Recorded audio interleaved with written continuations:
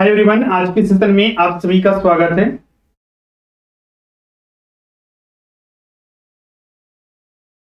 तो आप सब कंफर्म कर दिया, आप सबको ऑडियो वीडियो सब क्लियर है?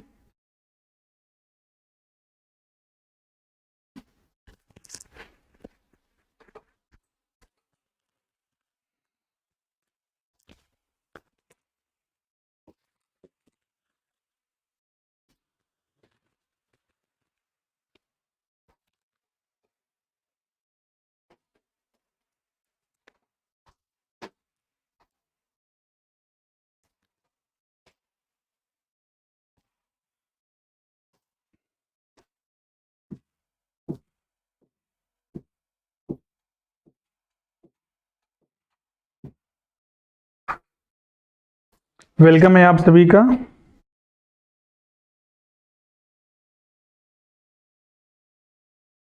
ओके, चलिए हम लोग सेशन को कंटिन्यू करते हैं।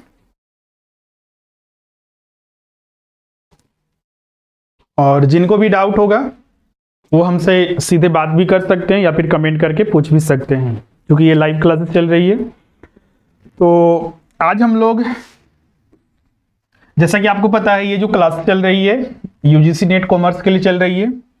तो इसमें हमने बहुत सारे यूनिट आपके साथ ऑलरेडी डिस्कस कर लिया है। हम लोग अब यूनिट 9 में हैं। यूनिट 9 में जो कि लीगल एस्पेक्ट्स ऑफ बिजनेस है, उसी पर हम लोग चर्चा कर रहे हैं। उसी में आज हम लोग एक इंपॉर्टेंट टॉपिक, चूंकि यूनिट 9 देखिएगा तो बहुत सारे डिफरेंट टॉपिक में ये बटा हुआ है, जिसमें कि आपको Indian contract act, sales of goods act 1930, negotiable instrument act, the companies act 2013, limited liability partnership act 2008, the competition act 2002, the information technology act 2000, the RTI act, intellectual property rights, goods and service tax और consumer protection act and FEMA act. तो इन सभी के बारे में पढ़ना है। इसमें से हम लोग तो एक ऑलरेडी पढ़ चुके हैं, ये जो लास्ट टॉपिक आप देख रहे हैं consumer protection act and FEMA act. आपको याद होगा यूनिट 1 हम लोग जब पढ़ रहे थे, तो यूनिट 1 में जो business environment and international business होता है, तो उसी में हम लोग बिजनेस इन्वायरमेंट में ही कंज्यूमर प्रोटेक्शन एक्ट और जो फेमा एक्ट था वो हमने इंटरनेशनल बिजनेस वगैरह में स्टडी किया था। तो ये ऑलरेडी हम लोग पढ़ चुके हैं, तो वहीं से इसको कवर करना है, इसके लिए हमने यहाँ पर यह मेंशन कर भी दिया है। आज जो हम लोग यहाँ पर स्टार्ट कर रहे हैं वो जीएसटी को स्टार्ट कर रहे हैं, गुड्स एंड सर्विस टैक्स। तो जो गुड्स एंड सर्विस टैक्स से अगर हम बात करें तो ये एक आपके लिए बहुत महत्वपूर्ण टॉपिक हो जाता है। अब सबसे पहले ये बात करते हैं यूनिट 9 से कितने प्रश्न पूछे जाते हैं। तो अप्रोक्स यहाँ पर 10 से 11 प्रश्न जो है एवरेज पूछे ही जाते हैं। औसतन अगर देखा जाए तो 10 से 11 प्रश्न जो है पूछे ही जाते हैं। इसीलिए हर एक यहाँ पर जितने भी टॉपिक्स है, हर एक टॉपिक से सामान्यतः एक प्रश्न, कुछ ऐसे इसमें टॉपिक्स है जैसे कि इंडियन कॉन्ट्रैक्ट एक्ट एक लंबा एक्ट है, इसमें बहुत सारे जानकारियां हमें प्राप्त होती है, तो इससे 2 प्रश्न भी पूछे जा सकते हैं। तो लेकिन मिनिमम एक प्रश्न हर एक टॉपिक से आता ही है, तो ये हमारे लिए जरूरी हो जाता है। और ये बहुत सारे छोटे टॉपिक्स हैं, तो इसे अगर हम लोग कर लेते हैं तो हमारे लिए बेहतर होता है। तो चलिए हम लोग स्टार्ट करते हैं गुड्स एंड सर्विस टैक्स के बारे में। सबसे पहले उसके कॉन्सेप्ट को समझते हैं कि जो गुड्स एंड सर्विस टैक्स है वो किस तरह से आया और इसके क्या क्या कॉन्सेप्ट हैं, उन सभी पर हम लोग चर्चा करेंगे। क्लियर है?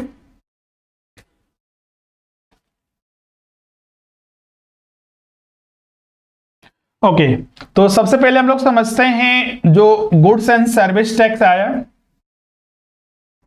उसके कॉन्सेप्ट को।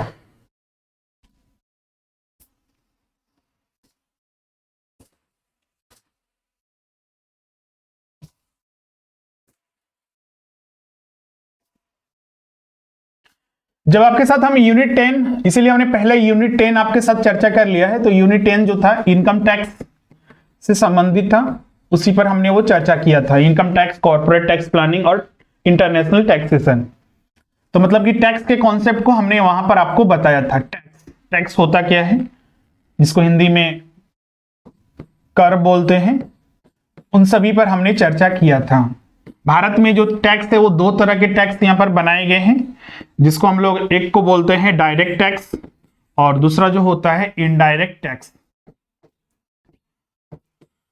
डायरेक्ट टैक्स, जिसमें कि जो टैक्स पेयर होता है, जैसे कि मान लीजिए मिस्टर ए है, डायरेक्टली इनकम टैक्स अथॉरिटी को, मतलब कि गवर्नमेंट को जो टैक्स पे करता है उसी को हम लोग बोलते हैं डायरेक्ट टैक्स। जैसे कि इनकम टैक्स हो गया, कॉर्पोरेट टैक्स हो गया, वेल्थ टैक्स हो गया, ये सारे डायरेक्ट टैक्स के एग्जांपल होते हैं। इन सब के बारे में हम ऑलरेडी आपको यूनिट जब 10 पढ़ा रहे थे पूरा का पूरा पढ़ा चुके हैं। आज जो हम लोग यहाँ पर बात कर रहे हैं वो आईडीटी में ही डिस्कस कर रहे हैं। आईडीटी, इसमें क्या होता है, इसको अप्रत्यक्ष कर हिंदी में बोलते हैं, या फिर इंग्लिश में इनडायरेक्ट टैक्स। इसका मतलब समझिए, जैसे कि मिस्टर ए है, मिस्टर ए किसी रेस्टोरेंट में जाता है और रेस्टोरेंट में जो भी बिल आता है उसके साथ वो टैक्स भी पे करता है। तो क्या रेस्टोरेंट वाले को मिस्टर ए ने टैक्स पे किया? तो इसका उत्तर होगा नहीं, क्योंकि जो रेस्टोरेंट में गया उसका सर्विसेज यूज किया मिस्टर ए, तो उस सर्विसेज के बदले सर्विस टैक्स यहां पर पे किया जाता है, जो आज की डेट में जीएसटी के नाम से जाना जाता है। पहले ये सर्विस टैक्स हुआ करता था। अब मिस्टर जो रेस्टोरेंट का मालिक होगा, मिस्टर आर, वो जाकर ये जो टैक्स रिसीव किया गया, जितने भी इसके कस्टमर से रिसीव हुए हैं, वो जाकर टैक्स अथॉरिटी को जमा करेगा, गवर्नमेंट को जमा करेगा। तो इसमें भी टैक्स पे किया जा रहा है पब्लिक के द्वारा ही, लेकिन इनडायरेक्ट वे से। पहले हम किसी और को टैक्स दे रहे हैं और वो जाकर फिर गवर्नमेंट को जमा करता है, इसलिए इसको इनडायरेक्ट टैक्स बोलते हैं। इनडायरेक्ट टैक्स बहुत सारे प्रकार के इंडिया में होते हैं। अगर हम बात करें तो इनडायरेक्ट टैक्सेस में, तो इनडायरेक्ट टैक्सेस में जो डिफरेंट टाइप्स के जो होते हैं, जो सबसे पहले अगर हम बात करें सर्विस टैक्स होता है, वैट होता है, custom duty, excise duty, sales tax होते हैं, सेंट्रल सेल्स टैक्स, और भी बहुत सारे डिफरेंट टाइप के इनडायरेक्ट टैक्स जो होते हैं हम लोग यहां पर स्टडी करते हैं। लेकिन अगर हम बात करें, इंडिया में पहले इतने ही थे, बहुत सारे टैक्स थे। सेंट्रल गवर्नमेंट अपने तरफ से इनडायरेक्ट टैक्स लगाती थी, स्टेट गवर्नमेंट अपनी तरफ से इनडायरेक्ट टैक्स लगाती थी। इसके अलावा जो विभिन्न तरह के म्युनिसिपल कॉर्पोरेशन वगैरह हैं, उनके द्वारा भी जो इनडायरेक्ट टैक्स वगैरह लगाए जाते थे, जो कि जो राज्य सरकार, स्टेट गवर्नमेंट होते थे, उनको ऑथोराइज करती थी। लेकिन इन सभी को बदलकर, मतलब कि इन सभी को हटाकर, इतने सारे आप टैक्स देख रहे हैं, तो इन सभी को हटाकर 2017 में 1 जुलाई 2017 को, 1 जुलाई 2017 को भारत सरकार ने, गवर्नमेंट ऑफ इंडिया ने जीएसटी लाया, गुड्स एंड सर्विस टैक्स। मतलब कि जितने भी ये सर्विस टैक्स आप देख रहे हैं, वैट देख रहे हैं, एक्साइज ड्यूटी देख रहे हैं, कस्टम ड्यूटी को छोड़कर, क्योंकि कस्टम ड्यूटी अभी भी चल रहा है, फिर sales tax, central sales tax, इन सभी को हटाकर जीएसटी लाया गया। मतलब कि आज के डेट में जो इनडायरेक्ट टैक्स इंडिया में चल रही है वो है सिर्फ जीएसटी प्लस कस्टम ड्यूटी। तो ये दो ही टैक्स है जो अभी इंडिया में चल रहे हैं। अब हमारे सिलेबस में आते हैं कि हम लोग को इनमें से क्या क्या पढ़ना है, क्योंकि हर एक इंडिविजुअल टैक्स का अपना ही लॉ होता है। क्योंकि टैक्स जो लिया जाता है ये गवर्न किया जाता है लॉ के थ्रू ही, क्योंकि कॉन्स्टिट्यूशन में, भारतीय संविधान में ये नियम है कि कोई भी सरकारें, चाहे स्टेट गवर्नमेंट हो चाहे वो सेंट्रल गवर्नमेंट हो, अगर कोई भी टैक्स रिसीव करती है, कोई भी टैक्स पब्लिक से लिया जाता है, देश की जनता के से लिया जाता है, तो उसके लिए लॉ बनाना होगा। और लॉ बनाने का प्रोसेस आपको पता है कि जैसे कि अगर हम सेंट्रल गवर्नमेंट लॉ बनाती है तो उसके लिए एक बिल लाना पड़ता है संसद में, पार्लियामेंट में दोनों में, राज्यसभा में चर्चा करना पड़ता है, लोकसभा में चर्चा करना पड़ता है, फिर वहां पर उसकी परमिशन मिलती है, मतलब कि वोटिंग होता है कि कौन इसके पक्ष में है और कौन इसके विपक्ष में है। तो उसके बाद वोटिंग होने के बाद अगर उसको मंजूरी मिल जाती है तो वो फिर राष्ट्रपति के पास जाता है। हाँ, दोनों, लेकिन ध्यान रखिएगा दोनों सदनों में परमिशन मिलना चाहिए, राज्यसभा में भी और लोकसभा में भी। उसके बाद प्रेसिडेंट के पास जाता है और अगर प्रेसिडेंट उसको मंजूरी दे देता है तो वो एक लॉ बन जाता है। तो इसीलिए ये प्रोसेस होता है भारतीय संविधान में, चूंकि टैक्स जो लिया जाता है एक पूरे जनता से लिया जाता है, तो उसके लिए नियम बनाना, कानून बनाना मैंडेटरी होता है, चाहे वो स्टेट की बात करें चाहे सेंटर की बात करें, तब जाकर सरकारें होती है जो इसके लिए कानून बना सकती है, लॉ बनाती है और फिर उसके बाद उसको रिसीव करना प्रारंभ करती है। तो इसी तरह से हर एक के लिए अलग अलग रूल थे। सर्विस टैक्स के लिए अलग रूल था, वैट के लिए अलग रूल था, extra duty, custom duty, sales tax, sales tax, तो इन सभी के लिए जो रूल्स थे, जो अलग अलग रूल्स हुआ करते थे।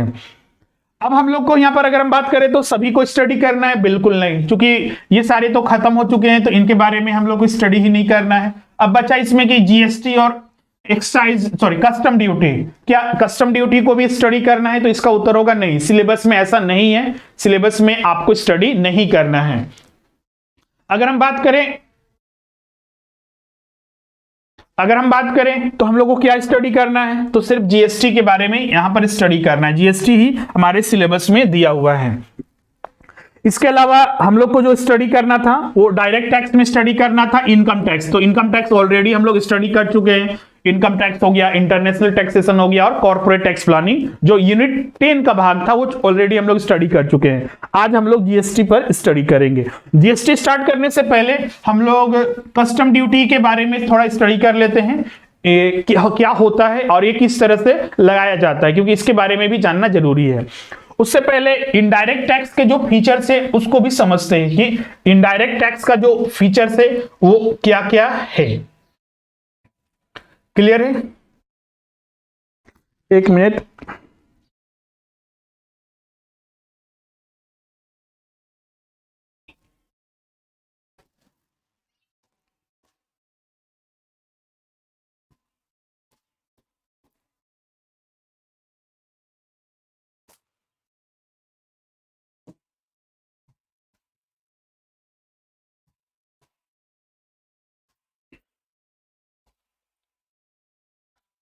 तो जीएसटी हमने स्टार्ट किया था, तो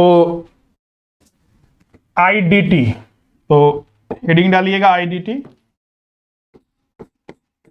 इनडायरेक्ट टैक्स। जो अभी इंडिया में दो तरह के इनडायरेक्ट टैक्स हैं, एक जीएसटी और एक कस्टम ड्यूटी। सबसे पहले जैसा कि हमने बताया कि इनडायरेक्ट टैक्स किसे कहते हैं, ये आपको पता होना चाहिए किसे कहते हैं, ये हमने आपको बता दिया। अब इसके फीचर्स क्या होते हैं, इसके विशेषताएं क्या होते हैं, उसको समझते हैं। इनडायरेक्ट टैक्स जो होता है वो एक तरह का रिग्रेसिव नेचर का होता है, मतलब कि इसमें जो टैक्स, अगर हम इसको ग्राफ बनाएं तो इस तरह से बनेगा। जैसे कि जीएसटी में अगर हम बात करें तो एक फ्लैट रेट के जैसा होता है, जैसे कि इनकम टैक्स जो होता है एक प्रोग्रेसिव नेचर का होता है, जैसे जैसे लोगों की इनकम बढ़ती है वैसे वैसे टैक्स रेट भी बढ़ता रहता है। हाँ, एक समय आता है ऐसा, जैसे कि 10 लाख से एबव पर आपको जो टैक्स देना होता है एक फ्लैट रेट होता है, 30% मैक्सिमम लगता है। लेकिन जो हम बात करते हैं आईडीटी के बारे में तो ये रिग्रेसिव नेचर का होता है। इसमें चाहे आप 10 रुपया का ट्रांजेक्शन कीजिए, चाहे 10 करोड़ 10 करोड़ का ट्रांजेक्शन कीजिए, आपको एक जो उस पर रेट ऑफ टैक्सेस है, हो सकता है कि अलग अलग वस्तुओं पर अलग अलग रेट देखने को मिलेगा, 5%, 12%, 18%, 30%, 28%, अलग अलग रेट देखने को मिलता है, लेकिन उस पर उतना ही लगता है, चाहे वो कितना का भी ट्रांजेक्शन हुआ हो उस पर टैक्स उतना लगता ही है। तो इसको ध्यान में रखिएगा। तो इसके सबसे बड़ी विशेषता होती है कि ये रिग्रेसिव नेचर का होता है, तो इसको ध्यान में रखिएगा, रिग्रेसिव नेचर का ये होता है। इसके लिए एक एडमिनिस्ट्रेशन बॉडी है। एडमिनिस्ट्रेशन बॉडी का मतलब कि भारत में जो अभी जीएसटी और जो कस्टम ड्यूटी है उसको एडमिनिस्ट्रेशन करने के लिए अभी जो है वो सीबीआईसी है। पहले जो आईडीटी हुआ करता था जिसमें कि हम लोग सर्विस टैक्स, वैट और अन्य टैक्सेस के बारे में स्टडी करते थे, तो पहले सीबीईसी हुआ करता था, central board of excise and custom. लेकिन अब ये नहीं है, इसके स्थान पर सीबीआईसी है, central board of indirect tax and custom. ध्यान रखिएगा इसका full form central board of indirect tax and customs के नाम से इसको जानते हैं। तो इसी के द्वारा इसको मैनेज किया जाता है। और जीएसटी के लिए अलग से एक संस्था भी बनाई गई है जिसको हम लोग जीएसटी काउंसिल भी बोलते हैं, और ये कॉन्स्टिट्यूशनल बॉडी है, कॉन्स्टिट्यूशनल संवैधानिक ये निकाय है, और इसी के तहत इसके जो चेयरपर्सन होते हैं वो इंडिया के जो फाइनेंस मिनिस्टर होते हैं, वर्तमान में कौन है, निर्मला सीतारमण। तो उन्हीं के द्वारा इसको एडमिनिस्ट्रेशन किया जाता है, इसी उन्हीं के द्वारा इसको मैनेज किया जाता है। इसको भी ध्यान में रखिएगा। इसके बारे में आगे जब हम जीएसटी पूरा डिटेल में पढ़ाएंगे वहां पर हम लोग डिस्कस भी करेंगे। तो जीएसटी में चूंकि हम लोग को मेन सिलेबस के अनुसार जीएसटी ही पढ़ना है, लेकिन कस्टम ड्यूटी को थोड़ा बहुत जान लेते हैं कि कस्टम ड्यूटी होता क्या है। तो अगर हम कस्टम ड्यूटी की बात करें तो कस्टम ड्यूटी कहां पर लगता है? कस्टम ड्यूटी अगर एग्जांपल के थ्रू हम बताएं तो आपको तुरंत पता चल जाएगा, क्योंकि हम लोग इंटरनेशनल बिजनेस वगैरह ऑलरेडी पढ़ चुके हैं। तो एक होता है इंपोर्ट ड्यूटी, इंपोर्ट ड्यूटी तो समझ गए होंगे इंपोर्ट ड्यूटी, और एक होता है एक्सपोर्ट ड्यूटी। तो सीधा सा कॉन्सेप्ट समझ गए होंगे कि ये कस्टम ड्यूटी कहां लगता है। तो जब भी गुड्स एंड सर्विसेज इंडिया से बाहर भेजे जाते हैं, एक्सपोर्ट किया जाता है, तो वहां पर कस्टम ड्यूटी में एक्सपोर्ट ड्यूटी लगता है। और जब बाहर से इंडिया में कोई वस्तु लाया जाता है तो वहां पर इंपोर्ट ड्यूटी लगाया जाता है। तो इस कॉन्सेप्ट को ध्यान में रखिएगा। अन्य फीचर में अगर हम बात करें, जो हम लोग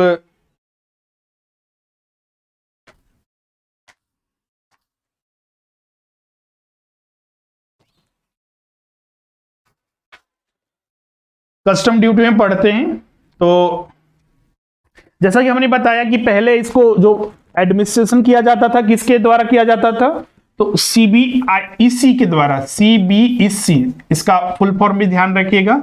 सीबीईसी का फुल फॉर्म होता है central board of excise and custom, लेकिन आज के डेट में सीबीआईसी इसको एडमिनिस्ट्रेशन करती है, central board of indirect tax and custom. Central board of indirect tax and customs, इसके द्वारा एडमिनिस्ट्रेशन किया जाता है। कस्टम ड्यूटी को हिंदी में सीमा शुल्क बोलते हैं, तो इसको भी ध्यान में रखिएगा। क्लियर है? बस इसके बारे में इतना। इसके लिए लॉ तो अलग से है, लेकिन हम लोग को उतना पढ़ना नहीं है, इसलिए हम लोग अब आते हैं जीएसटी में। जीएसटी ही हमारा जो मेन टॉपिक है। जीएसटी की अगर हम बात करें तो जीएसटी किस तरह से लागू हुआ उसको हम लोग समझते हैं, उसके बाद हम लोग ये नोट्स भी आपको उपलब्ध कराया जाएगा। जीएसटी जिसे हम लोग गुड्स एंड सर्विस टैक्स बोलते हैं, जैसा कि हमने बताया कि बहुत सारे टैक्सेस को खत्म करके जीएसटी लाया गया है, और बहुत सारे इनडायरेक्ट टैक्सेस हुआ करते थे जो सेंट्रल गवर्नमेंट लगाती थी, केंद्र सरकार, और स्टेट गवर्नमेंट राज्य सरकारें टैक्सेस विभिन्न तरह के लगाते थे। आप आगे आपको लिस्ट मिल जाएगा कौन कौन से टैक्सेस कौन कौन लगाते थे। अब जीएसटी कब लाया गया, तो आपको बता दें ये जो लागू हुआ पूरे इंडिया में 1 जुलाई 2017 को, 1 जुलाई 2017 को ये पूरे इंडिया में लागू किया गया। इसका मोटिव था, जो इसका रखा गया वो था कि one nation one tax, one nation एक देश में एक कर प्रणाली हो, वन टैक्स, ये इसका मोटिव था कि पूरे देश में एक ही सिस्टम रहे। पहले क्या होता था, मान लीजिए एक बिजनेसमैन की हम बात करते हैं, एक बिजनेसमैन है, अगर एक बिजनेसमैन है तो अगर वो बिजनेस चलाता था, जब जीएसटी नहीं था तो उसको क्या क्या करना पड़ता था, सर्विस टैक्स के लिए भी अलग से उसको रिटर्न फाइल करना है, इनकम टैक्स का भी रिटर्न फाइल करना है, इसके अलावा उसको वैट भी देना है, इसके अलावा कस्टम ड्यूटी हो गया, सेल्स टैक्स हो गया, सेंट्रल सेल्स टैक्स हो गया, मतलब कि बहुत सारे टैक्सेस उसे देना पड़ता था। इनकम टैक्स तो अगर हटा दें तो बाकी के अगर देखिएगा तो बहुत सारे यहां पर ऐसे टैक्स हम लोग को देखने को मिल रहा है जो कि एक प्रकार का इनडायरेक्ट टैक्सेस ही है, जो कि एक बिजनेसमैन को देना पड़ता था। इसके अलावा गवर्नमेंट के लिए भी बर्डन था कि गवर्नमेंट को भी अलग अलग रूल बनाना पड़ता था, मतलब कि जितने तरह के इनडायरेक्ट टैक्स रहेंगे, जैसे कि मान लीजिए सर्विस टैक्स हो गया, वैट हो गया, वैट तो ये स्टेट गवर्नमेंट के अंतर्गत आता है, इसके अलावा सेल्स टैक्स हो गया, सेंट्रल सेल्स टैक्स हो गया, एक्साइज ड्यूटी हो गया, तो इन सभी के लिए अलग अलग रूल बनाना पड़ता था।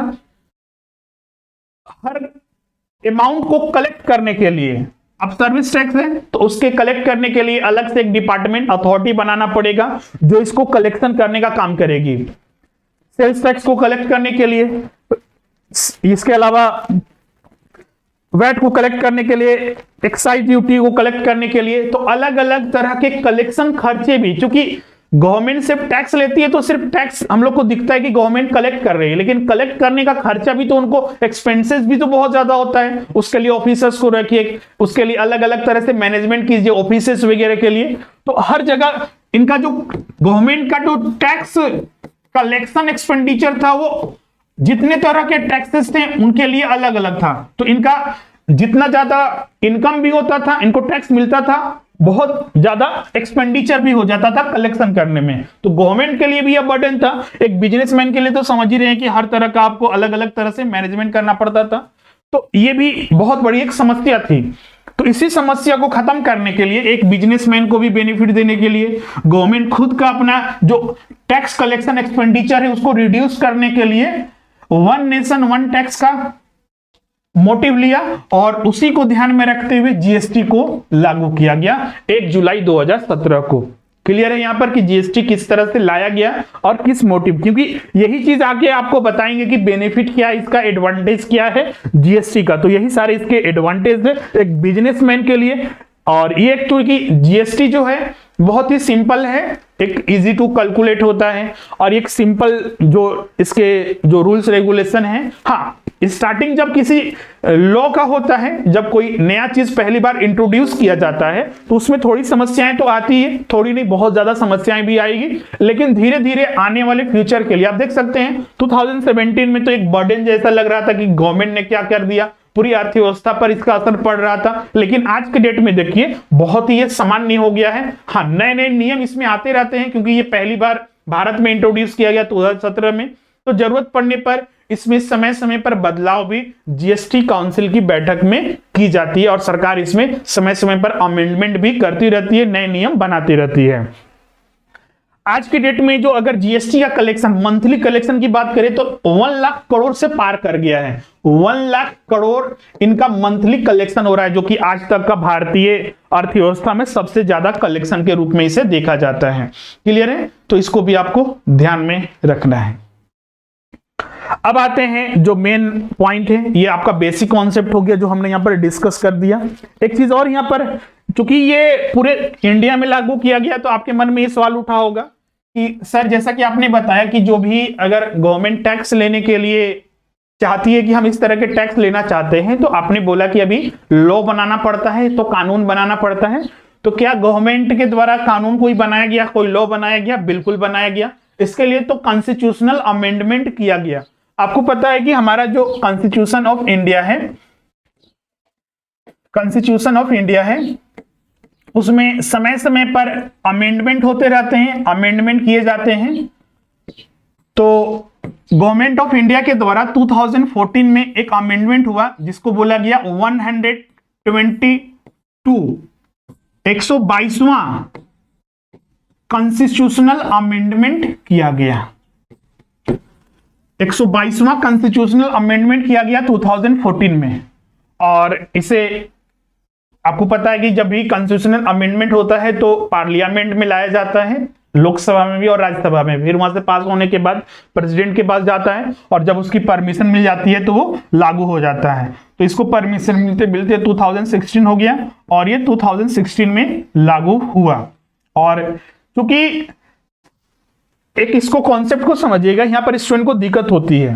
2016 में जब ये लागू हुआ तो ये बना 101 constitutional amendment, 101st constitutional amendment. अब बोलिएगा सर ये 122 और ये 101st क्या है? तो इसको समझिए, जैसे कि कॉन्स्टिट्यूशन ऑफ इंडिया में बहुत सारे अमेंडमेंट किए जाते हैं और वो अमेंडमेंट जरूरी नहीं कि वो लागू ही हो जाए, लेकिन अधिकतर लागू ही हो जाते हैं। जैसे कि 2014 में 122nd अमेंडमेंट हुआ, ये बिल था, एक बिल के रूप में इंट्रोड्यूस किया गया। बिल बनने का ये मतलब नहीं कि वो लॉ बनेगा ही, बिल है, वो बिल अगर पास हो गया, राष्ट्रपति से मंजूरी, प्रेसिडेंट से मंजूरी मिल गई, तब जाकर वो एक लॉ बनता है, तब जाकर वो पूरे इंडिया पर लागू होता है। उससे पहले वो एक बिल होता है जो कि रद्द भी हो सकता है या फिर वापस उसको सरकार को लेना पड़ता है। 2014 में इसको पेश किया गया, ये पास हो गया एक बिल के रूप में। लेकिन जब ये जो कॉन्स्टिट्यूशनल अमेंडमेंट के रूप में इसे गिना जाता है, फर्स्ट कॉन्स्टिट्यूशनल अमेंडमेंट के रूप में गिना जाता है, क्योंकि सारे जो कॉन्स्टिट्यूशनल अमेंडमेंट हुए हैं अभी तक, मान लीजिए 122 हुए थे, तो 122 में कुछ ऐसे भी कॉन्स्टिट्यूशनल अमेंडमेंट थे जिसको मंजूरी नहीं मिल पाई और केंद्र सरकार को, सेंट्रल गवर्नमेंट ऑफ इंडिया को उसे वापस लेना पड़ा, तो इसलिए वो लागू नहीं हुए। इसीलिए इस नंबर में और इस नंबर में ये अंतर देखने को मिल रहा है। क्लियर है? तो इसमें कंफ्यूज नहीं कीजिएगा। अगर पूछा जाए कि कौन सा बिल, आगे हम एक प्रश्न आपको देंगे, दोनों प्रश्न रहेंगे, तो आपके आधार पर, जैसे कि पूछा गया कि कौन सा बिल लाया गया था, तो अगर बिल पूछा गया है तो 122nd कॉन्स्टिट्यूशनल अमेंडमेंट बिल लाया गया था 2014 में, उसको टिक कीजिएगा। और अगर पूछा जाए कि कौन सा कॉन्स्टिट्यूशनल अमेंडमेंट जो लागू हुआ, तो 101st जो कि 2016 में ये लागू किया गया, इसको ध्यान में रखिएगा। ये सारी चीजें आपको नोट्स में भी मिलेगी। सबसे पहले तो जीएसटी क्या है, तो जीएसटी एक तरह का कॉम्प्रिहेंसिव इनडायरेक्ट टैक्स है जो कि मैन्युफैक्चर पर, इसके अलावा ये लागू किया जाता है consumption of goods and service tax पर throughout the India. GST would replace respective taxes levied by the central government and state government. What is GST? तो जीएसटी एक डेस्टिनेशन बेस्ड टैक्सेशन होता है। डेस्टिनेशन बेस्ड टैक्स का मतलब क्या होता है? एक रिटेल के जैसा ये फाइनल पॉइंट पर लगने वाला टैक्सेस होता है। फाइनल पॉइंट का मतलब कि जैसे कि आप किसी गुड्स को खरीदने जाते हैं, गुड्स को आप खरीदने जाते हैं तो वहीं पर आपको वो टैक्स देना पड़ता है। ये कंज्यूमर पर या फिर जो कस्टमर्स होते हैं उन पर लगने वाला टैक्स होता है, इसीलिए इसको डेस्टिनेशन बेस्ड टैक्सेशन सिस्टम बोलते हैं। यही चीज हमने अभी बताया था constitutional amendment 101st constitutional amendment लागू हुआ। It is an indirect taxes for the whole country on the lines of one nation one tax to make India a unified market, मतलब कि पूरे भारत को एक मार्केट बनाने के लिए, पूरे वन नेशन वन टैक्स के सिस्टम को लागू करने के लिए, व्यवस्था स्थापित करने के लिए इसे लागू किया गया। It is a single tax on supply of goods and service tax in its entire product cycle और life cycle, that is from manufacture to the consumer. इसके अलावा it is calculated only in the value addition at the stage of goods और service. जैसे कि VAT वगैरह value addition तो आपको concept तो पता ही होगा, तो उसी के जैसा जीएसटी भी होता है। जितना ज्यादा वैल्यू एडिशन होगा उसके जैसा ये काम करता है, वैल्यू एडिशन के जैसा ये काम करता है। The final consumer will pay only his part of the tax and not the entire supply chain which was the case earlier. जैसे कि एक एग्जाम्पल के तौर पर लेते हैं, एक फार्मर था, इसको समझने के लिए, फार्मर था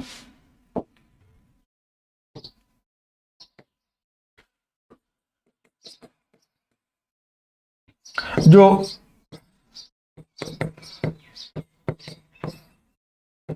पोटैटो का प्रोडक्शन करता है,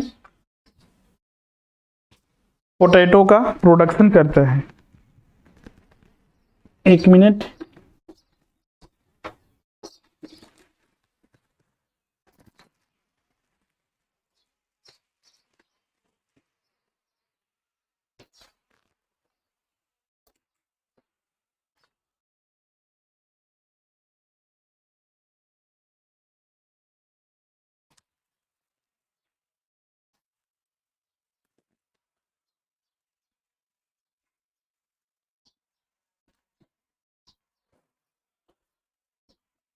मान लीजिए उसने 10 kg पोटैटो का प्रोडक्शन किया और इसे मार्केट में बेच दिया 500 रुपीज में।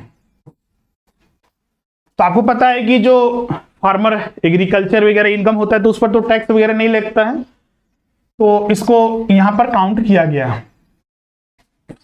और मान लीजिए जिसे बेचा गया था, मान लीजिए इसे रिलायंस वाले ने खरीदा, अब इसे एक पोटैटो चिप्स बनाकर मार्केट में बेचते हैं। आपको पता है कि पोटैटो चिप्स वगैरह बेचा जाता है, बहुत ज्यादा कॉस्टली होता है वो पॉइंट वाइज। मान लीजिए इसने मार्केट में इतना जो 10 kg का था उसे तो 5000 में मार्केट में बेचता है, तो कंज्यूमर को सिर्फ इसी के लिए यहीं पर, इसी पॉइंट पर आपको, मान लीजिए आपने एक पोटैटो का चिप्स 10 रुपीज पैकेट में लेते हैं तो यहीं पर आपको टैक्स देने की जरूरत है, यहीं पर जीएसटी दिया जाता है, इससे पहले वाले, इसलिए इसको बोलते हैं फाइनल पॉइंट पर या फिर फाइनल डेस्टिनेशन पर लगने वाला टैक्स होता है। और वैल्यू एडिशन, जो इसका वैल्यू एडिशन हुआ था, तो ये 4500 को ही काउंट किया जाएगा अगर टैक्स सिस्टम कैलकुलेट किया जाता है तो, इसको ध्यान में रखिएगा। क्लियर है? इसकी तरह बहुत सारे और भी एग्जांपल के तौर पर आप समझ सकते हैं, बहुत सारे जो आप फाइनली मार्केट में अगर खरीदने जाते होंगे तो वहां पर भी यही सिस्टम देखते होंगे, इसीलिए यहां पर बोला गया है।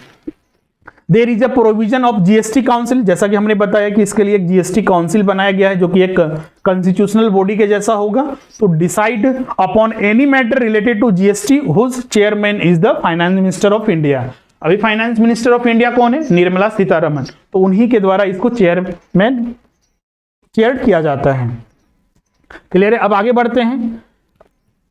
तो अभी जैसे कि हम बता रहे थे कि जो जीएसटी लाया गया था वो बहुत सारे इनडायरेक्ट टैक्सेस को हटाकर जीएसटी को लाया गया था, तो इसमें वही लिस्ट दिया गया है। एग्जाम में आ सकता है आपका कि बताइए कि निम्न में से कौन सा स्टेट लेवल के टैक्सेस थे जिनको हटाकर जीएसटी इंट्रोड्यूस किया गया। तो स्टेट लेवल के जो टैक्सेस हुआ करते थे, सेल्स जो वैल्यू एडेड टैक्सेस या फिर इसको सेल्स टैक्स बोलते थे, इंटरटेनमेंट टैक्स, लेकिन हाँ other than tax levied by the local bodies, octroi and entry tax, purchase tax, luxury tax, tax on lottery, betting and gambling, तो ये सारे स्टेट गवर्नमेंट के द्वारा लिए जाते थे, लेकिन इन्हें खत्म करके जीएसटी लाया गया।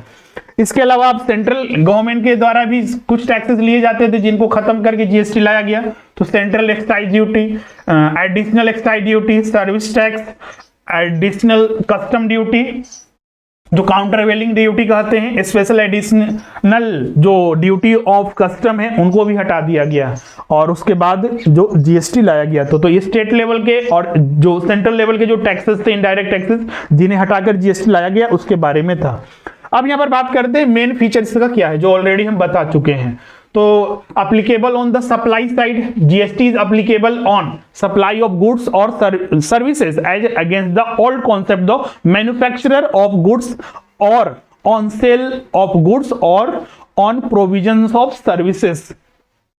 मतलब कि ये जो अप्लाई किया जाता है जो सप्लाई चेन, जो पहले सिस्टम हुआ करता था उसी के जैसा, जैसे कि आप कोई प्रोडक्ट खरीदने जाते हैं तो वहीं पर आपको बताया जाता है कि इस पर कितना टैक्स दिया जाता है, लेकिन आप बोलिएगा सर कि हम लोग तो खरीदने जाते हैं वहां पर तो नहीं बताया जाता है, तो ऑलरेडी वो प्राइस इंक्लूडिंग जीएसटी होता है। कहीं पर कोई प्रोडक्ट आप खरीदते हैं तो ये हो सकता है कि वो जो आपको प्राइस बताया जाए वो इंक्लूडिंग जीएसटी होगा, या फिर हो सकता है कि वो बोला जाए कि नहीं इसमें अलग से जीएसटी भी आपको देना पड़ेगा, लेकिन जरूर रहता जरूर है।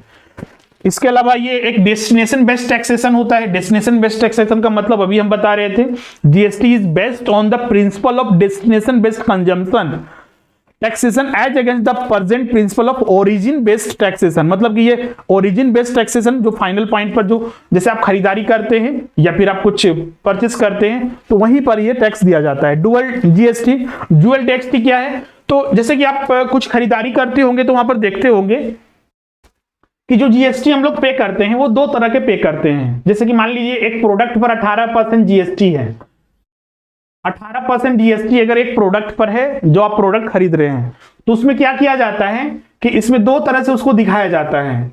दो तरह से कैसे, तो CGST और एक होता है SGST। इसका मतलब ये हुआ कि इसमें से चूंकि जीएसटी जो लाया गया है वो स्टेट गवर्नमेंट के भी बहुत सारे इनडायरेक्ट टैक्सेस का, मतलब कि स्टेट गवर्नमेंट को जो इनकम हुआ करता था उसको भी खत्म कर दिया, सेंट्रल गवर्नमेंट को जो इनकम हुआ करता था, टैक्स मिलता था, वो भी खत्म करके लाया गया। तो जीएसटी जब कलेक्ट किया जा रहा है तो दोनों को फायदे होने चाहिए, मतलब कि उनका भी टैक्स खत्म हुआ, इनका भी टैक्स खत्म हुआ, तो ऐसा सिस्टम बनाना होगा कि दोनों को टैक्सेस का अमाउंट मिले।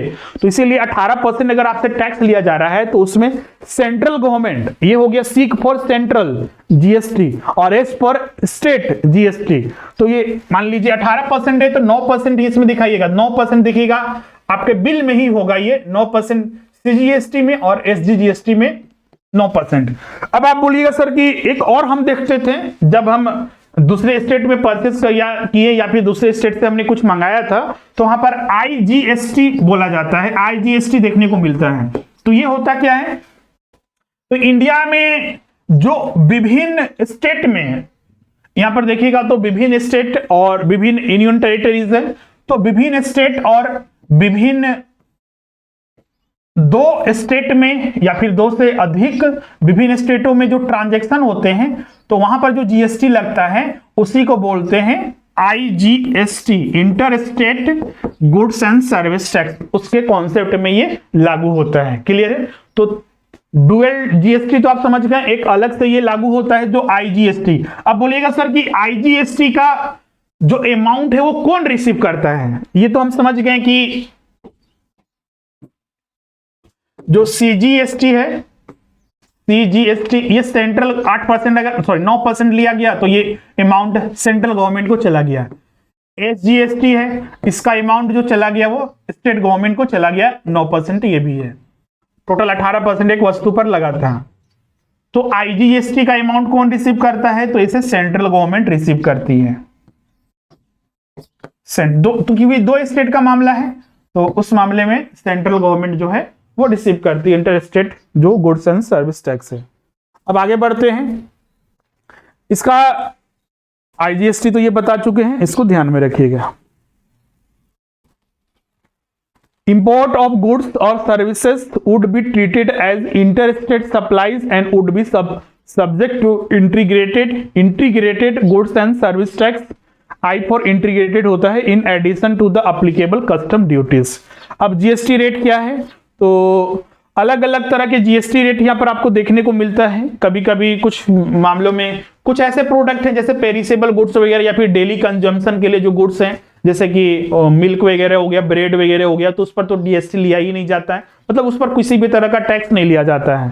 हाँ, लेकिन बहुत सारे ऐसे प्रोडक्ट हैं तो अलग अलग तरह के उस पर अप्लीकेबल होते हैं, जैसे कहीं पर 5%, कहीं पर 12%, कहीं पर 16% और कहीं पर 28%। हाँ, लेकिन इसमें अगर पूछा जाए कि मैक्सिमम रेट ऑफ GST अभी कितना है, तो अभी 40% देखने को मिलता है। जो लग्जरियस गुड्स वगैरह होते हैं तो उस पर 40% GST वगैरह आपको देखने को मिलेगा, और मिनिमम में तो आपको 0% आपको देखने को मिलेगा भी बहुत सारे हैं।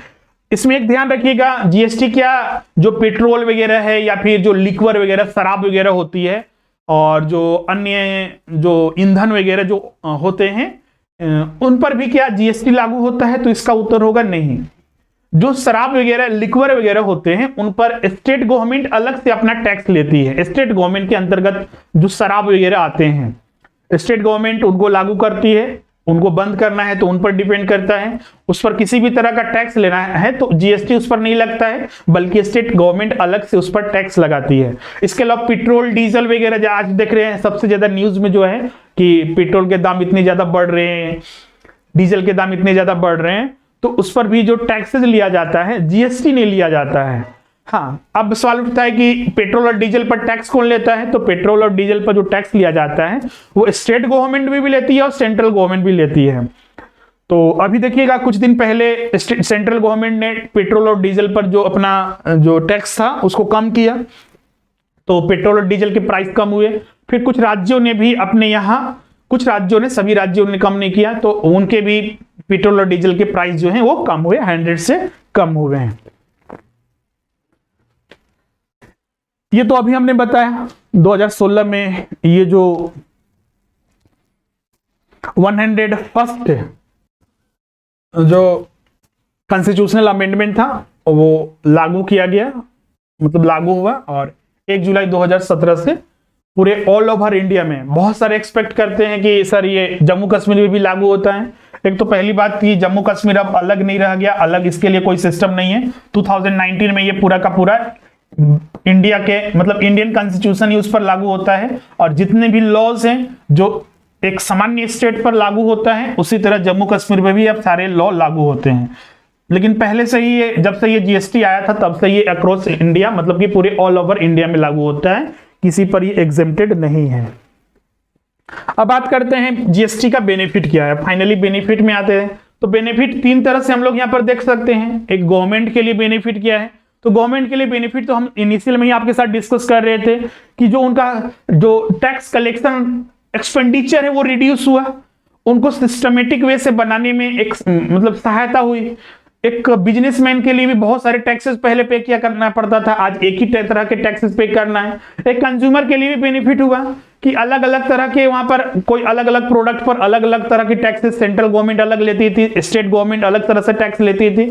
तो एक कंज्यूमर को भी बेनिफिट हुआ कि अब GST लगता है और उसको अलग अलग टेंशन नहीं है कि जैसे हम ही प्रोडक्ट पर परचेज करने गए तो अगर हम मान लीजिए दिल्ली से कोई सामान मंगाते हैं तो उस पर वहां पर पता चला कि ये तरह के टैक्स दीजिए, सेंट्रल गवर्नमेंट को अलग टैक्स दीजिए, स्टेट गवर्नमेंट को अलग टैक्स दीजिए, तो अलग अलग तरह के 3-4 टैक्सेस देना पड़ता था। लेकिन आज के डेट में सिर्फ जीएसटी देना है, और जीएसटी में भी मान लीजिए 28% लगता है, तो 28% लगता है तो इसका 14% आपका सेंट्रल गवर्नमेंट को चला जाएगा और स्टेट गवर्नमेंट को 14%। तो ये सिस्टम हो गया है, तो हर किसी के लिए बेनिफिट है। तो पहले हम लोग वही चीज यहां पर लिखा हुआ है कि सेंट्रल गवर्नमेंट और स्टेट गवर्नमेंट को क्या फायदा हुआ। तो इसमें इजी, सिंपल है और इजी टू एडमिनिस्ट्रेशन करना इनके लिए बेनिफिट हुआ। साथ ही बेटर कंट्रोलिंग इसमें स्थापित हो पाया। इसके अलावा हायर रेवेन्यू हुआ, इफिशियंसी। अब इनका रेवेन्यू कैसे इंक्रीज हुआ, जैसे कि अभी हम बता रहे थे ना कि इनका एक्सपेंडिचर कम हुआ। पहले विभिन्न तरह के टैक्सेस लगाते थे तो विभिन्न तरह के टैक्स कलेक्शन एक्सपेंडिचर हुआ करता था। अब वो एक्सपेंडिचर नहीं होगा तो एक तरह से इनके रेवेन्यू और भी बढ़ेगा। इसीलिए अभी हम बता भी रहे थे कि जो जीएसटी का मंथली कलेक्शन हो रहा है 1 लाख करोड़ से ज्यादा जा रहा है। पिछले करीब जुलाई या अगस्त का जो कलेक्शन था करीब 1.25 करोड़ लाख करोड़ के लगभग, उससे ज्यादा था। तो कलेक्शन इनका बहुत ज्यादा बढ़ा।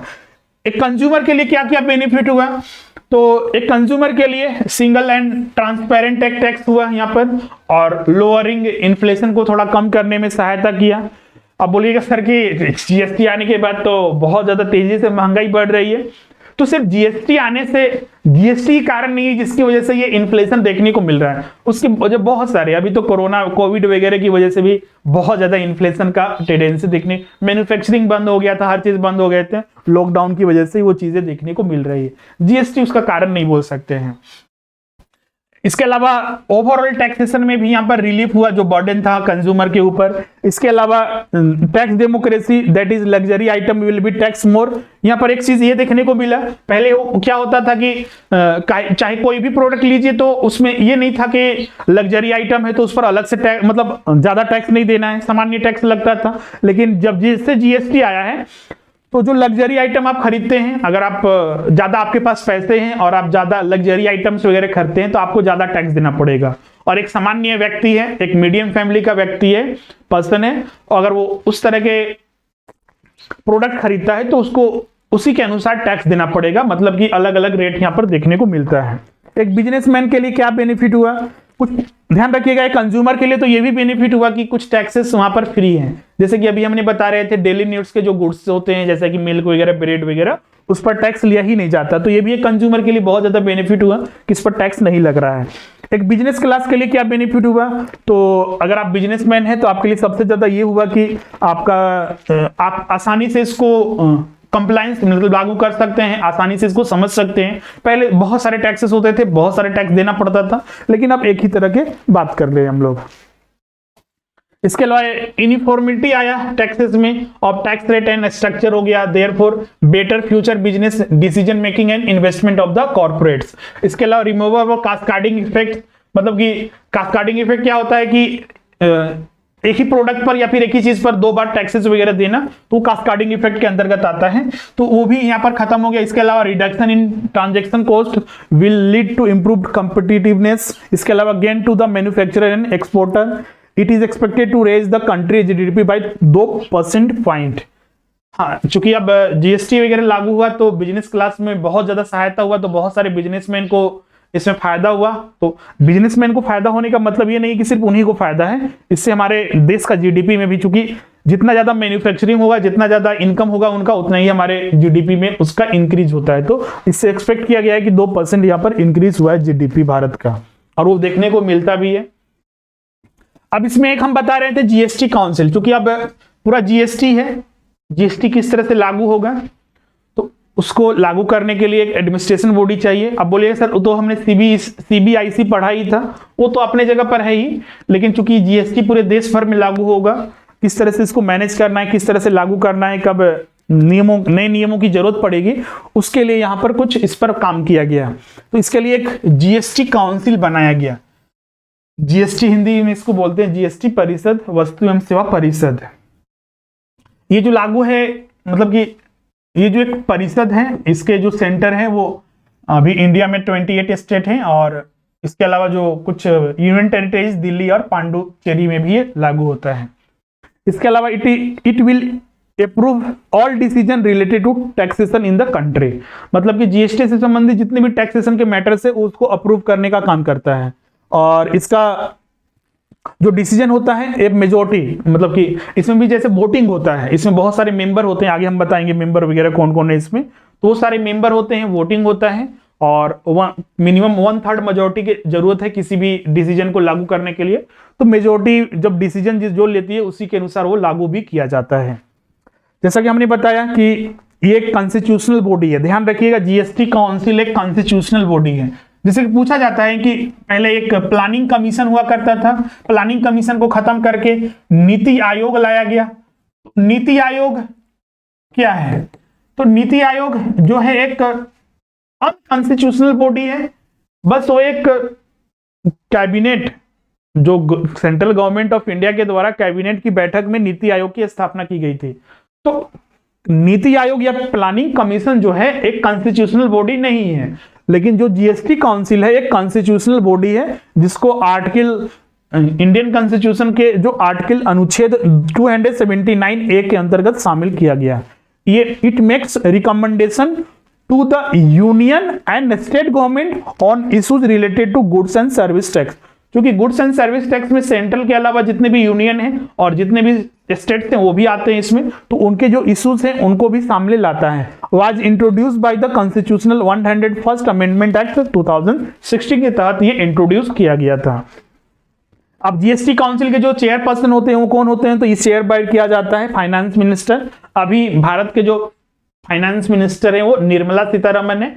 तो जीएसटी काउंसिल के जो चेयरपर्सन है अभी वर्तमान में प्रेजेंटली वो निर्मला सीतारमन है।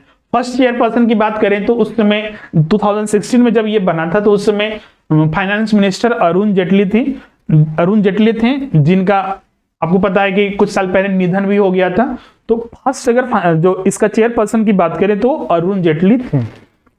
इसके अलावा इसमें जो मेंबर्स होते हैं इसमें एक वाइस चेयरपर्सन भी होता है। तो वाइस चेयरपर्सन जो होता है वो जितने भी स्टेट थे वहां से किसी एक जो फाइनेंस मिनिस्टर होते हैं जो स्टेट में, वहां से सिलेक्ट किया जाता है को। इसके अलावा इसमें बहुत सारे जो मेंबर होते हैं जो union state ministers of revenue और फाइनेंस एंड मिनिस्टर्स होते हैं जो इंचार्ज ऑफ या फिर फाइनेंस या फिर taxation of the all state, मतलब कि जितने भी स्टेट के जो फाइनेंस मिनिस्टर या फिर बोलिए जो वित्त मंत्री जो होते हैं, जैसे कि झारखंड हो गया, बिहार हो गया, हर एक स्टेट से यूनियन से जितने भी वहां पर या फिर जो भी फाइनेंस एंड टैक्सेशन से संबंधित जो हेड होते हैं रेवेन्यू से संबंधित, उस संबंधित राज्य के वही मेंबर बनते हैं जीएसटी काउंसिल में। इसके अलावा जीएसटी काउंसिल का ये फीचर है, ये फेडरल बॉडी के रूप में काम करता है, मतलब केंद्र सरकार के मतलब कि बोथ रिप्रेजेंट करता है central and state, get due representative के रूप में। जितने भी इसमें डिसीजन होते हैं regarding goods and service tax, council shall be taken as a meeting by the majority not less than 3/4 of the weighted votes of the member present and voting in the accordings with the following principle named. यहां पर दिया हुआ है, मतलब कि कम से कम अगर मान लीजिए किसी भी डिसीजन को लागू करना है तो उसमें कम से कम उनकी मेजॉरिटी 3/4 होनी चाहिए, उससे कम नहीं होना चाहिए। इसमें किस तरह से प्रिंसिपल काम करता है? तो the vote of the central government shall be weightage of the 1/3 of the total vote cards, मतलब सेंट्रल गवर्नमेंट में, और the vote of the all state government taken together shall be weighted 2/3 of the total vote cast in the that meeting. किसी भी meeting में अगर ये present होते हैं ये मेजॉरिटी, तो वो लागू हो जाता है डिसीजन। क्लियर है?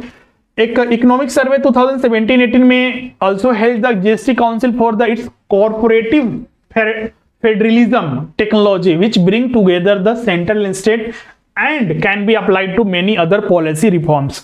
मतलब कि इकोनॉमिक सर्वे जो भारत सरकार के द्वारा 17-18 में लाया गया तो उसमें ये बताया गया कि जो जीएसटी काउंसिल है एक तरह के सिर्फ फेडरल नहीं, फेडरल मतलब तो रिप्रेजेंट करता ही है स्टेट और सेंट्रल गवर्नमेंट को, लेकिन एक तरह का ये कॉर्पोरेटिव है, मतलब कि एक तरह से कोऑर्डिनेशन स्थापित करने का काम कि जो स्टेट में मामले, जैसे कि हमेशा टकराव होते रहता है केंद्र सरकार में और स्टेट गवर्नमेंट में देखिएगा हमेशा टकराव होते रहता है, सेंट्रल और स्टेट में। लेकिन एक टकराव अगर सेंट्रल में जिस पार्टी की सरकार है और स्टेट में जिस पार्टी की सरकार है, अगर दोनों सेम हैं तो ये टकराव नहीं होता है, बहुत ही बढ़िया कैसा काम होता है।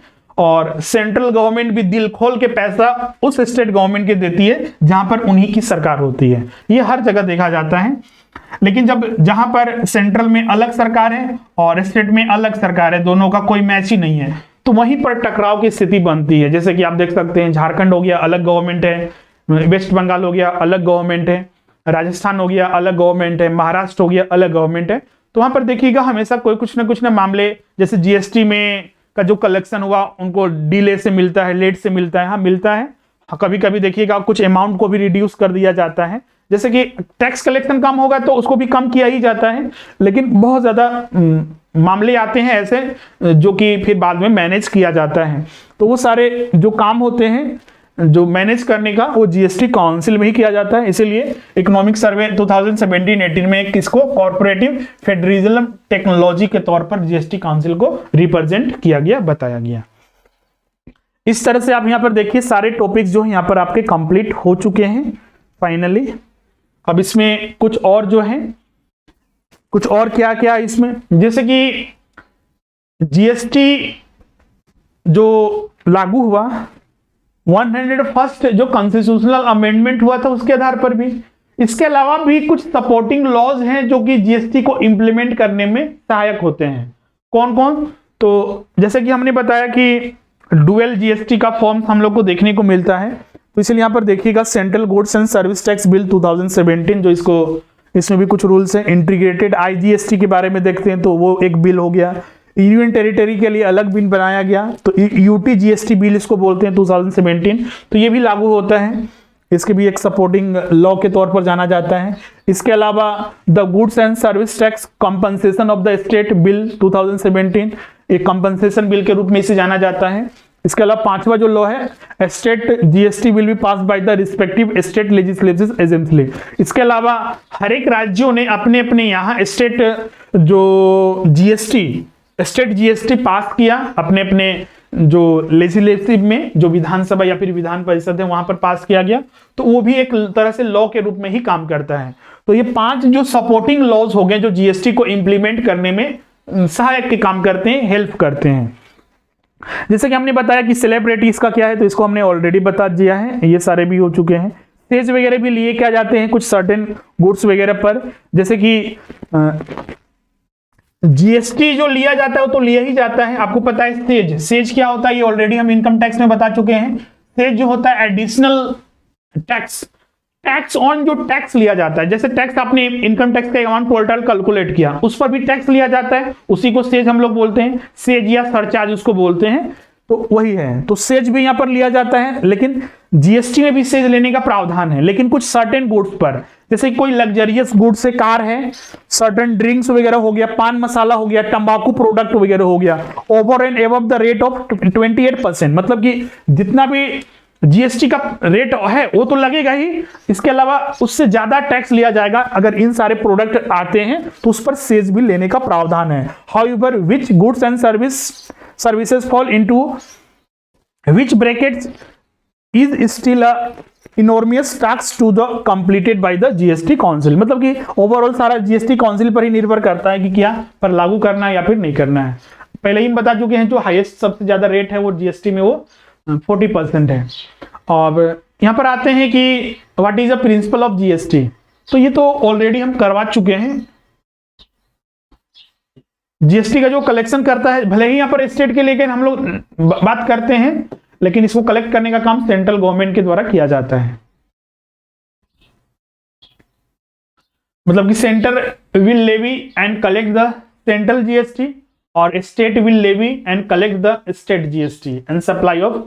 अब यहां पर इंटीग्रेटेड कौन लेवी करेगा, तो इसको भी center will levy the integrated GST inter state supply of goods and services and. अब बोलिए सर कि इंटीग्रेटेड तो मान लीजिए स्टेट सेंट्रल ले लिया, लेकिन चूंकि ये 2 राज्यों का मामला है तो उस राज्य सरकार को भी प्रोपोर्शन मिलना चाहिए, तो बिल्कुल राज्य सरकार को सरकार जो अपोर्शन होता है state share of the tax state where the goods and services consumed, मतलब उनको अलग से दिया जाता है। The 2016 act requires parliament to compensate state for any revenue losses owing to the implementation of GST।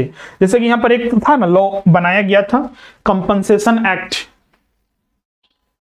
ये जो आप देख रहे हैं ना ये कंपनसेशन बिल, ये कंपनसेशन बिल इस आधार पर लाया गया क्योंकि जीएसटी लागू होने से बहुत सारे राज्यों को बहुत सारे जो विभिन्न तरह के टैक्सेस से रेवेन्यू जनरेट हो रहे थे उनका लॉसेस हुआ, तो उसके और वो उसका फायदा अब सेंट्रल गवर्नमेंट को मिलने लगा जीएसटी लागू होने से।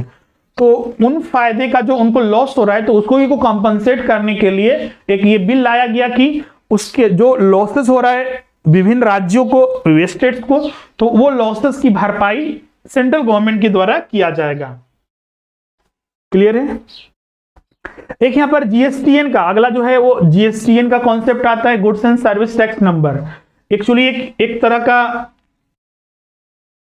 यूनिक नंबर होता है, सॉरी ओके हाँ, ये एक तरह का बोलिए कि जो जीएसटीएन है एक रजिस्टर्ड किया गया है नॉन फॉर प्रॉफिट कंपनी के तौर पर, ये कंपनी के तौर पर रजिस्टर्ड हुआ है जो GST under the companies act. आपको पता है कि कंपनीज एक्ट 2013 अभी एप्लीकेबल है और उसी के तहत ये not for profit company GSTN की स्थापना की गई है। अब ये रिफॉर्म इसको स्थापित क्यों किया गया है एज अ कंपनी के तौर पर, तो इसको फॉर्म किया गया है setup and operate the information technology backbone of the GST. जैसे कि जीएसटी जो है आज की डेट में हर चीज डिजिटलाइजेशन हो चुका है, तो जीएसटी भी हर तरह से अच्छे से ऑपरेट करे, अच्छे से काम करे, किसी भी तरह की समस्या ना हो इसको फाइलिंग करते वक्त या फिर पेमेंट करते वक्त, तो उसी को ध्यान में रखते हुए एक जीएसटीएन संस्था के तौर पर, एक कंपनी के तौर पर, जो एक एनजीओ मतलब एक नॉन प्रॉफिट कंपनी के तौर पर कंपनीज एक्ट में स्थापित किया गया है। वाइल द सेंट्रल, अब इसमें इसका स्टेक कौन होगा, चूंकि ये कंपनी है तो इसमें इस कंपनी में किसका किसका स्टेक होगा, किसका किसका हिस्सेदारी हो गया, ओनरशिप किसका किसका होगा। तो इस कंपनी में सेंट्रल गवर्नमेंट का 24.5%, स्टेट का 24.5% government hold the combined share holder, मतलब 49% इनके पास होगा। रिमेनिंग 55% जो 51% जो स्टेक होगा इसको डिवाइड किया जाएगा एमंग द 5 फाइनेंशियल इंस्टीट्यूशन, जिसमें कि पहला है LIC housing finance with 11% stake, ICICI bank, HDFC bank and NSE strategic investment corporation limited with 10% stake each.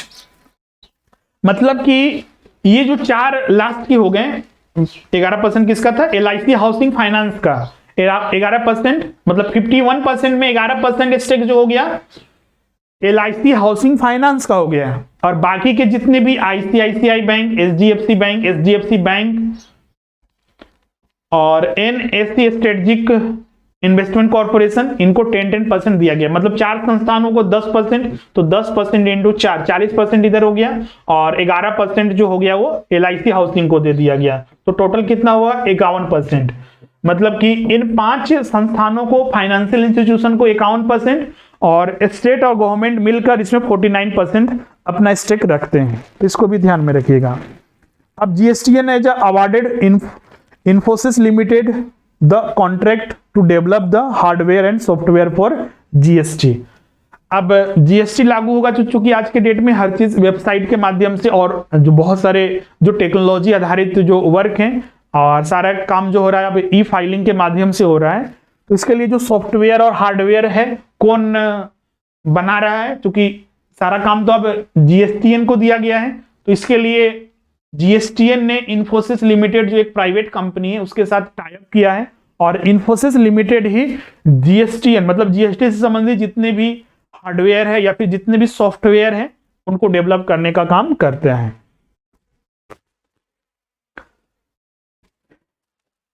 अब सवाल उठता है कि जीएसटीएन स्थापित करने का पहले तो ऐसा कोई नहीं था, सर्विस टैक्स हुआ करता था, इनकम टैक्स हुआ करता, तो ऐसा तो कोई सिस्टम नहीं बनाया गया था, तो आखिर जीएसटीएन क्यों बनाया गया। तो इसका पीछे आइडिया ये था, GSTN was to set up the entity that is equidistant from both central government and state government as it will advise the both central and state on the information technology network. GSTN को स्थापित करने का main motive यही था, main idea यही था कि चूंकि इसमें स्टेट गवर्नमेंट भी है, सेंट्रल गवर्नमेंट भी है, जो कि पहले के टैक्सेस में ऐसा नहीं हुआ करता था। तो रिगार्डिंग चाहे हम इंफॉर्मेशन टेक्नोलॉजी की बात करें या फिर सॉफ्टवेयर की बात करें, हार्डवेयर की बात करें, तो उसके एक बेहतर विकल्प के रूप में जो इंफॉर्मेशन वगैरह हमें उपलब्ध कराया जा सके, तो इसीलिए जीएसटीएन की स्थापना की गई थी। क्लियर है यहां तक? तो फाइनली आपका ये जीएसटी जो है यहां पर कंप्लीट होता है। तो जीएसटी में क्या क्या चीजों को आपको ध्यान में रखना है, किन किन पॉइंट को आपको, तो एक बार फिर से उसका क्विक रिवीजन कर लेते हैं। तो शुरू से हम लोग आते हैं। सबसे पहले हमने तो टैक्स का बारे में बताया कि टैक्स होता क्या है। तो टैक्स एक तरह का लेवी है जो सरकार के द्वारा इनकम पर, वस्तु पर और अन्य चीजों पर कलेक्शन किया जाता है। और इंडिया में दो तरह के टैक्सेस हैं, एक डायरेक्ट टैक्सेस और एक इनडायरेक्ट टैक्सेस। डायरेक्ट टैक्सेस जो डायरेक्टली रिसीव किया जाता है, जैसे कि इनकम टैक्स। इसके अलावा इसमें हमने जो फिर बात किया इनडायरेक्ट टैक्स के बारे में, तो इनडायरेक्ट टैक्स किसे कहते हैं वो हमने बताया। इनडायरेक्ट टैक्स का फीचर हमने बताया। इनडायरेक्ट टैक्स अभी इंडिया में दो तरह के चल रहे हैं, एक कस्टम ड्यूटी और एक जीएसटी। कस्टम ड्यूटी के बारे में हमने बताया। कस्टम ड्यूटी क्या है, तो हिंदी में इसको सीमा शुल्क बोलते हैं। और ये दो तरह से, एक इंपोर्ट पर और एक्सपोर्ट पर लिया जाता है। इसका एडमिनिस्ट्रेशन अभी सीबीआईसी के द्वारा किया जाता है, central board of indirect tax and custom के द्वारा। फिर उसके बाद जीएसटी में हम लोग आते हैं। तो जीएसटी क्या है, तो GST goods and service tax एक तरह का इनडायरेक्ट टैक्स है, जो कि कॉम्प्रिहेंसिव इनडायरेक्ट टैक्स के रूप में इसे जाना जाता है, जो कि 1 जुलाई 2017 को भारत में लागू किया गया one nation one tax idea के आधार पर। और इसमें बहुत सारे सेंट्रल गवर्नमेंट के जो टैक्सेस थे इनडायरेक्ट टैक्सेस और स्टेट गवर्नमेंट के इनडायरेक्ट टैक्सेस, उनको हटाकर जीएसटी को लाया गया। फिर उसके बाद हमने यहाँ पर स्टडी किया कि जीएसटी है क्या, उसके बहुत सारे फीचर्स। इसके लिए हमने एक कॉन्स्टिट्यूशनल, चूंकि जीएसटी जो लाया गया वो लॉ के तहत लाया गया, तो उसके लिए कॉन्स्टिट्यूशनल अमेंडमेंट किए गए इंडिया में। तो वो कौन कौन से कॉन्स्टिट्यूशनल अमेंडमेंट हुए, तो पहले 122nd बिल पास किया गया 2014 में। फिर वही बिल बना 101st कॉन्स्टिट्यूशनल अमेंडमेंट। इसी के तहत जीएसटी 1 जुलाई 2017 को लागू हुआ वन नेशन वन टैक्स के। इसके फीचर्स क्या है वो हमने बताया। इसके बाद हमने जीएसटी कहां से, कौन कौन से टैक्सेस को खत्म करके जीएसटी लाया गया, स्टेट गवर्नमेंट का, सेंट्रल गवर्नमेंट का। इसके अलावा मेन फीचर्स क्या है जीएसटी का, applicable on supply side. Dual GST का कॉन्सेप्ट है यहाँ पर, डेस्टिनेशन बेस्ड टैक्सेशन के रूप में इसे जाना जाता है।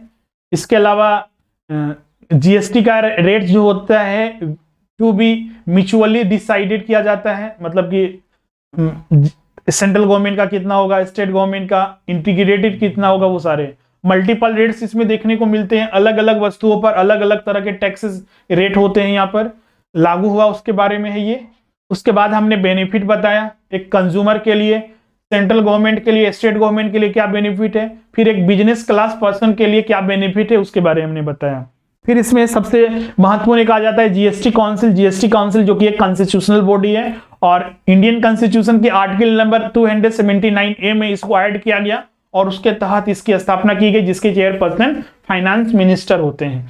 फिर उसके बाद हमने इसमें आपको बताया इसके फीचर्स के बारे में, किस तरह से काम करता है। उसके बाद हमने कुछ supporting laws, 101st constitutional amendment में तो लॉ है ही, इसके अलावा कुछ और भी सपोर्टिंग लॉज जो कि जीएसटी इंप्लीमेंट करने में सपोर्ट करते हैं, तो वो 5 तरह के हमने बताया। तो central GST bill, integrated GST bill, और एक union territory GST bill, compensation bill, फिर स्टेट लेजिस्लेटिव असेंबली के द्वारा जो पास किए गए वो बिल, और उसके कुछ फीचर्स जो हैं यहाँ पर हमने वो बताया।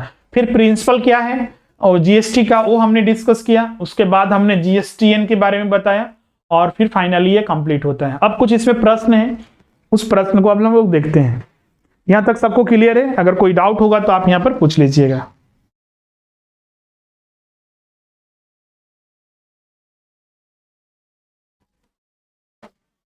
ओके, तो चलिए पहला प्रश्न देखते हैं।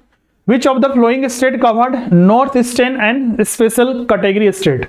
अब बोलिएगा सर इसको तो आपने पढ़ाया ही नहीं, ये क्या प्रश्न है, इसको समझ में नहीं आ रहा है। एक्चुअली क्या है ना, जीएसटी काउंसिल ने जीएसटी इंप्लीमेंट किस तरह से किया जाए, उसका कुछ राज्यों को स्पेशल लाभ देने के लिए, क्योंकि इनिशियल में जब ये लागू हो रहा था तो बहुत सारी दिक्कतें आ रही थी, तो इसीलिए कुछ स्टेट्स को स्पेशल कैटेगरी स्टेट में शामिल किया है। तो उसी में पूछा गया है कि कौन सा स्टेट है जो नॉर्थर्न स्टेट और स्पेशल कैटेगरी स्टेट में शामिल होता है। यहाँ पर कुछ स्टेट के नाम दिया हुआ 1 2 3 4 5 6 और 7, वहां पर ए बी सी और डी ऑप्शन देना है। तो इसमें जो सही उत्तर होगा वो होगा सी, 1 2 3 4 5 और 7। स्पेशल कैटेगरी स्टेट में जीएसटी के अंतर्गत शामिल किए जाने वाले राज्य हैं, खासकर इसमें तो नॉर्थ स्टेट वाले राज्य होते हैं उनको शामिल किया जाता है। नॉर्थ ईस्ट जो राज्य जैसे अरुणाचल प्रदेश, असम हो गया, जम्मू एंड कश्मीर हो गया, मणिपुर हो गया, मेघालय, मिजोरम, नागालैंड और सिक्किम, ये सारे जो स्टेट हैं वो नॉर्थ ईस्ट में माने गए हैं। इसके अलावा त्रिपुरा हो गया, हिमाचल प्रदेश और उत्तराखंड, मतलब ये जो हिमालय से तो सटे हुए राज्य हैं और ये जो उत्तर पूर्वी जो राज्य हैं इनको शामिल किया गया है, वो सारे के सारे नॉर्थर्न स्टेट के रूप में इन्हें जाना जाता है, कुल 11 स्टेट को, तो इसको ध्यान में रखिएगा। थ्रेशोल्ड लिमिट, अब इनका कुछ थ्रेशोल्ड लिमिट भी तय किया गया है, जैसे कि aggregate turnover for the above state has kept 10 lakh above, so the same example will be apply here too but the number will be modified. Normal category state के अंतर्गत जितने भी बाकी के स्टेट आ गए वो सारे आते हैं। तो इसके लिए डिफिनेशन से तो aggregate turnover tax payer is required to register under GST because the aggregate turnover exceed the threshold limit of the 20 lakh. तो थ्रेशोल्ड लिमिट बनाया गया है कि कौन जीएसटी के अंतर्गत रजिस्टर्ड होगा और कौन नहीं होगा। तो कुछ बेनिफिट दिया गया है जो हिमालय से सटे हुए राज्य हैं और जो पूर्वोत्तर राज्य हैं उनको। क्लियर है, यहाँ से जो स्टार्ट होता है जम्मू कश्मीर से लेकर ये सारे, हाँ उत्तर प्रदेश को नहीं रखा गया, हिमाचल प्रदेश है, त्रिपुरा है, उत्तराखंड है, इसके अलावा जितने भी अदर जो जम्मू कश्मीर है, मणिपुर है, मेघालय है, नागालैंड है, ये सारे स्पेशल कैटेगरी स्टेट होते हैं जीएसटी के अंतर्गत।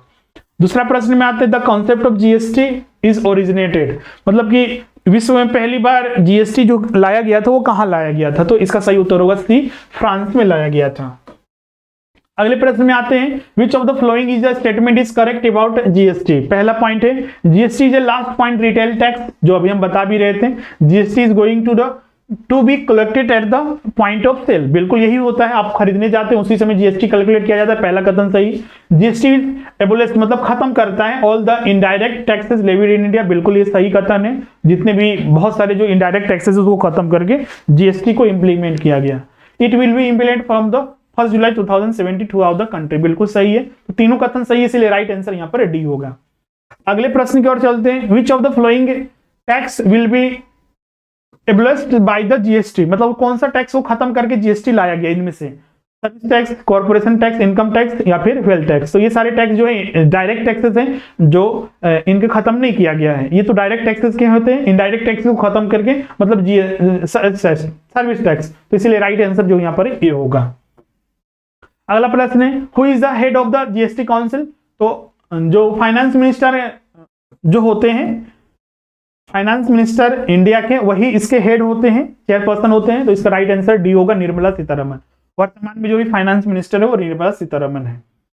अगला प्रश्न है which constitutional amendment is done to pass the GST bill. GST bill pass करने के लिए कौन सा कॉन्स्टिट्यूशनल अमेंडमेंट किया गया था, तो बहुत सारे उत्तर इसी को देंगे, लेकिन ये बिल्कुल अभी बता चुके हैं कि जो बिल लाया गया था 122 लाया गया था, क्योंकि ये बिल आता है तो बिल राज्यसभा में जाता है, लोकसभा में जाता है, फिर प्रेसिडेंट से परमिशन मिलने के बाद ही ये लागू होता है, तब जाकर वो एक कॉन्स्टिट्यूशनल अमेंडमेंट बनता है। तो ये बिल लाया गया था तो वो जीएसटी बिल 122 लाया गया था, तो सी होगा इसका उत्तर। अगला प्रश्न है, प्रश्न के साथ which of the following is the main motive of the government behind the introduction to the goods and service tax. तो क्या मेन मोटिव था, तो बिल्कुल uniformity, increase government revenue, replace the indirect taxes, बिल्कुल सारे मोटिव थे, तो right answer बिल्कुल यहाँ पर डी होगा, ऑल ऑफ द अबव। अगला प्रश्न है vice chairperson of the GST council will be from the member from state government. हमने अभी बताया था कि जो फाइनेंस मिनिस्टर होते हैं विभिन्न स्टेटों के, उनमें से एक को सिलेक्ट किया जाता है कि कौन सा बनेगा। तो जीएसटी काउंसिल का जो वाइस चेयरपर्सन होता है वो स्टेट गवर्नमेंट से ही किसी एक को सिलेक्ट किया जाता है, जो फाइनेंस मिनिस्टर होते हैं उनका सिलेक्शन होता है जीएसटी काउंसिल में। क्लियर है। तो इस तरह से पूरा कंप्लीट होता है। यहाँ पर दिया हुआ है वोटिंग स्ट्रेंथ, तो ये आपको पता ही है कि सेंट्रल के लिए 1/3 ये बता चुके हैं, स्टेट के लिए 2/3 होता है, और डिसीजन जो नीड होता है 75% ऑफ वोट सपोर्ट किया तब जाकर कोई डिसीजन लागू होता है। जीएसटी काउंसिल में जो चेयरपर्सन होते हैं फाइनेंस मिनिस्टर होते हैं, अदर जो मेंबर होते हैं वो सेंटर जो state of for finance minister होते हैं, वाइस चेयरपर्सन जो होता है one of the state finance minister, किसी स्टेट फाइनेंस मतलब जितने भी स्टेट है फाइनेंस मिनिस्टर का किसी एक का मेंबर जो होते हैं इसके स्टेट फाइनेंस मिनिस्टर ही होते हैं। तो ये जीएसटी काउंसिल के रिगार्डिंग था। तो फाइनली आपका आज का सेशन पूरा कंप्लीट होता है। किसी भी तरह का किसी को डाउट है तो आप यहाँ पर बिल्कुल पूछ सकते हैं।